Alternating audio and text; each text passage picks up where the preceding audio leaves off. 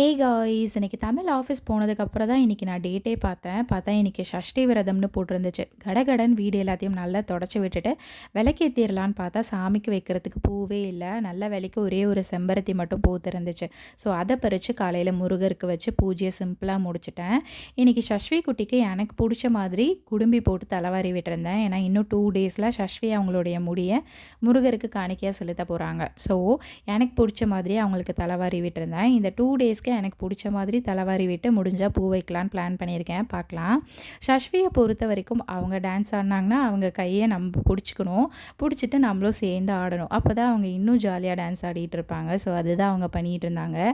Evening அது சாமிக்கு பூ வாங்கி வச்சு விளக்கேற்றலாம்னு நினச்சேன். பட் தமிழ் இன்னைக்கு ஆஃபீஸ் முடிச்சுட்டு வரதுக்கே லேட் ஆகிடுச்சு.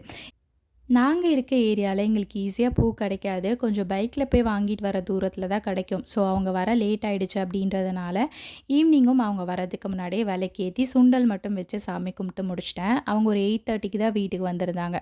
அதுக்கப்புறமா கிளம்பி போய் பூ வாங்கிட்டு வந்தாச்சு. ஏன்னா நாளைக்கு வெள்ளிக்கிழமை அட்லீஸ்ட் நாளைக்காவது பூ போட்டு விளக்கேத்திக்கலாம் அப்படின்னு சொல்லிட்டு பூ வாங்கிட்டு வந்திருந்தோம். இந்த மல்லிப்பூ எனக்கும் சஷ்விக்கும் வச்சுக்கலாம் அப்படின்னு சொல்லிட்டு வாங்கிட்டு வந்திருந்தேன். இது கூடவே எனக்கு பொட்டு எல்லாமும் காலியாயிடுச்சு. ஸோ அது கூடவே பேண்டு பொட்டு எல்லாம் வாங்கிட்டு வீட்டுக்கு வந்தாச்சு.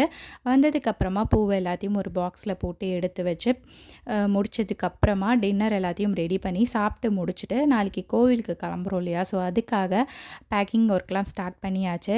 இதில் சஷ்வீதும் தமிழ் ட்ரெஸ் மட்டும் தான் வச்சுருக்காங்க. அதுக்குள்ளே பேக் ஃபுல்லாகிடுச்சு. என் ட்ரெஸ்ஸு எங்கே வைக்கிறதுன்னு எனக்கே தெரியல.